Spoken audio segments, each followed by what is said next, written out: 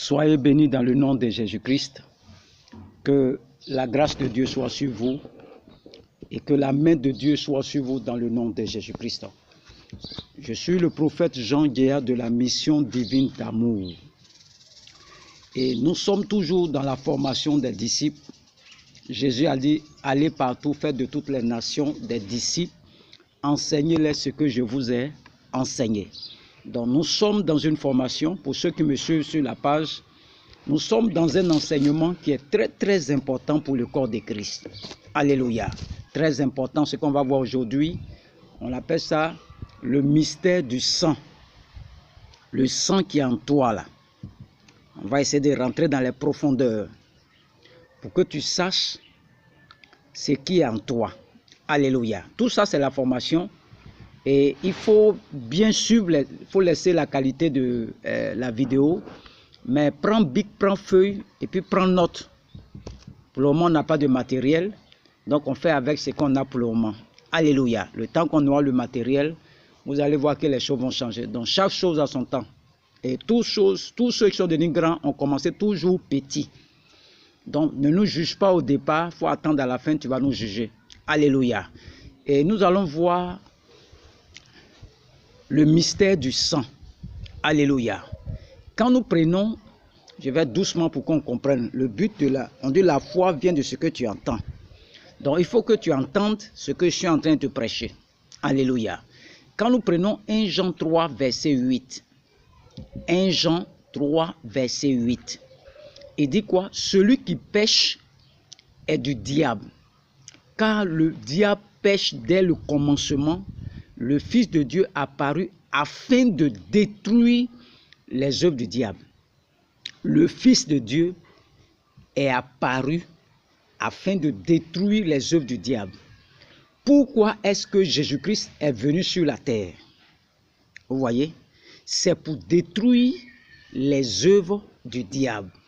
Dans tout ministère qui est inscrit autour de ce que Jésus fait, qui est inscrit en Christ, l'objectif doit être de détruire les œuvres du diable. Donc Jésus-Christ dit ici que lui il est apparu pour détruire les œuvres du diable. C'est pour ça qu'il est venu. Alléluia. Donc je ne peux pas détruire les œuvres du diable si je ne parle pas des œuvres du diable. Comment tu as détruit si tu ne parles pas de ça? Pour certaines églises, tu dis non, là-bas on parle de sorcellerie, on parle de tant, l'esprit de moi, on parle de... C'est vrai qu'on enseigne beaucoup dans nos églises, mais Christ même te dit que lui il a apparu pour détruire les œuvres du diable.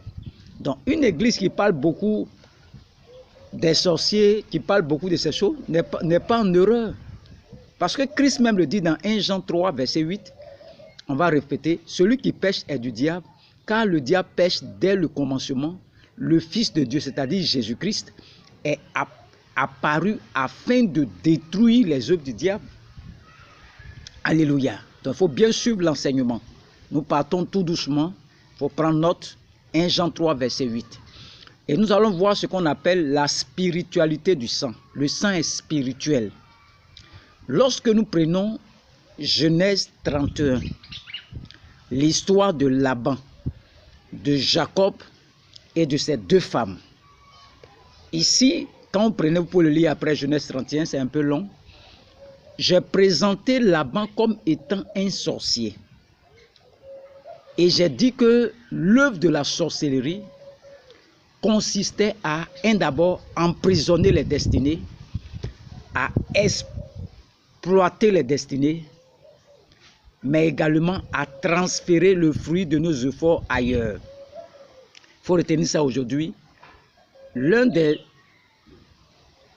œuvres de la sorcellerie, c'est de t'emprisonner la destinée, de exploiter les destinées et également de transférer le fruit de nos efforts ailleurs. Donc finalement, pour sa délivrance, nous voyons le cas de Jacob, il a dû s'enfuir. Parce que comment il va quitter dans cette prison satanique? Parce qu'on a dit l'œuvre de la sorcellerie, emprisonner les destinées, exploiter les destinées et transférer le fruit de tes efforts ailleurs. Là où tu vois que tu travailles beaucoup et puis c'est les autres qui sont bien payés, ça c'est la sorcellerie qui fait ça. Donc tu dois savoir maintenant comment la sorcellerie, pour ceux qui suivent mes enseignements sur la sorcellerie, doivent savoir comment la sorcellerie opère. Finalement, pour sa délivrance, nous voyons Jacob est obligé de fuir Laban et malheureusement, il a été rattrapé 10 jours après et par certaines actions, c'est-à-dire il a réglé le problème définitivement. Même quand Laban a rattrapé Jacob, Jacob est sorti de la prison là définitivement. En fait, le diable utilise certains indices que nous ne maîtrisons pas pour nous géolocaliser et pour pouvoir mettre le grappin même sur ceux qui se sont échappés et qui sont sortis depuis longtemps. Donc ici, il y a 3 éléments sur lesquels le diable s'appuie pour nous localiser, géolocaliser. C'est le sang qui est en toi, le sexe et la nourriture. Alléluia. Le sang, le sexe et la nourriture. Aujourd'hui, nous allons toucher la dimension du sang. Il y a le sexe, la nourriture et le sang. C'est avec ces 3-là que Satan arrive à te localiser. Même il faut aller aux États-Unis. Il sait que tu es là-bas, aux États-Unis. Alléluia. Donc, on va parler de la dimension du sang aujourd'hui. Et nous allons parler de la spiritualité du sang. Et nous avons levé le voile sur une réalité à partir de laquelle le diable nous fait beaucoup de mal sans que nous le cherchions. C'est-à-dire, le diable nous fait beaucoup de mal sans que tu saches pourquoi. Alléluia. Lorsque nous prenons Genèse 4, verset 10, Genèse 4, verset 10, Dieu dit quoi? La voix du sang d'Abel crie de la terre jusqu'à moi. Donc Dieu nous informe, Dieu informe Caïn qu'il a été lui-même informé du Maître au sujet de son petit frère Abel par la voix qui se trouve dans le sang d'Abel. Dieu est le premier qui nous enseigne que notre sang a une voix, mais une voix qui n'est pas audible par les humains, une voix qui est audible par les esprits. Donc, le sang qui est en toi là, le sang a une voix, mais tu ne peux jamais entendre ça de tes oreilles. Donc, ce sont des esprits qui entendent la voix du sang. Donc, naturellement, le problème qui se pose, si le sang parle, qu'est-ce que le sang dit? Si ton sang parle, qu'est-ce que ton sang dit?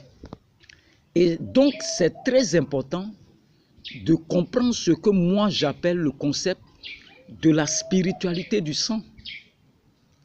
De la spiritualité du sang. Lorsque nous prenons Romains 3, verset 23, on va faire la lecture, Romains 3, verset 23. Romains 3, verset 23. Romains 3, verset 23. Excusez-moi, je cherche le texte. Verset 23 dit quoi?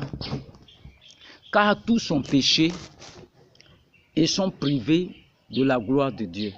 Tous sont péchés et sont privés de la gloire de Dieu. Alléluia. Cela me ramène au concept même de ce qu'on appelle le péché. Vous voyez? Car tous ont péché et sont privés de la gloire de Dieu lui-même. Alléluia. Tous sont péchés et sont privés de la gloire de Dieu lui-même. Donc ça va nous ramener au concept de ce qu'on appelle le péché. Donc qu'est-ce que c'est que le péché? Le péché, c'est manquer le but. Ça, c'est la définition la plus correcte et complète. manquer le but de Dieu. Ensuite, on peut ajouter à cela toutes les œuvres que nous produisons sans conviction. Tout ce qu'on produit sans conviction est un péché. Alléluia. Toutes les œuvres que nous produisons sans conviction est un péché. Quand tu parles, tu dois parler avec conviction.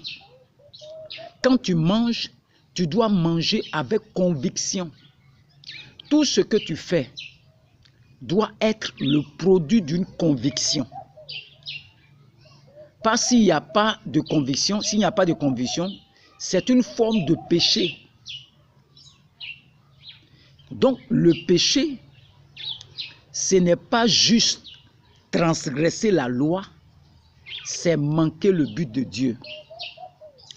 Vous voyez? Tout ce que tu fais sans conviction, c'est une forme de péché.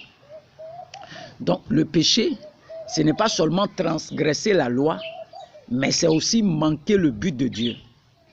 Pourquoi est-ce que ceux qui n'ont pas la clé du ciel, qu'on appelle Christ, ne rentreront pas au ciel? Pour la simple et bonne raison qu'ils ont péché.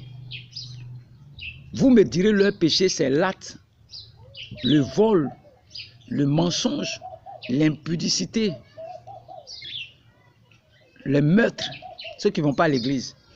C'est l'acte qu'ils commettent là, qui disent qu'ils vont aller en enfer. Mais j'ai dit oui, mais ils ont manqué le but. Ils n'ont pas reconnu le don que Dieu leur a fait pour leur propre salut.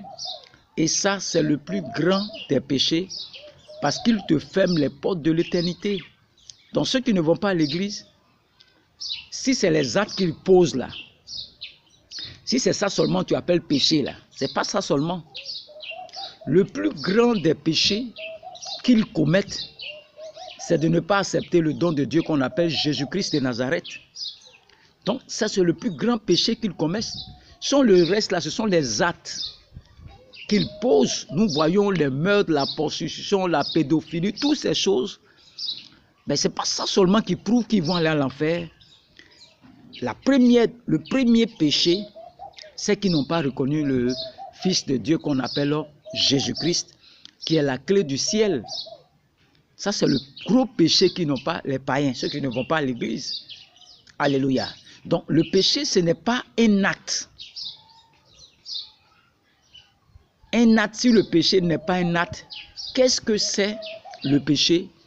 Le péché est un héritage. Le péché est une nature, un héritage, une nature. Beaucoup parlent de péché, de péché, de péché. Faut pas faire ça, faut pas faire ça, faut pas faire ça. Nous allons rentrer dans les profondeurs pour que tu comprennes, car tous sont péchés et sont privés de la gloire du Seigneur. Donc nous sommes en train de voir le mystère du sang. Et nous allons partir du péché d'abord. T'expliquer ce que c'est que le péché, c'est manquer le but de Dieu. Tout ce qu'on fait sans conviction est un péché. Le péché, ce n'est pas seulement l'acte.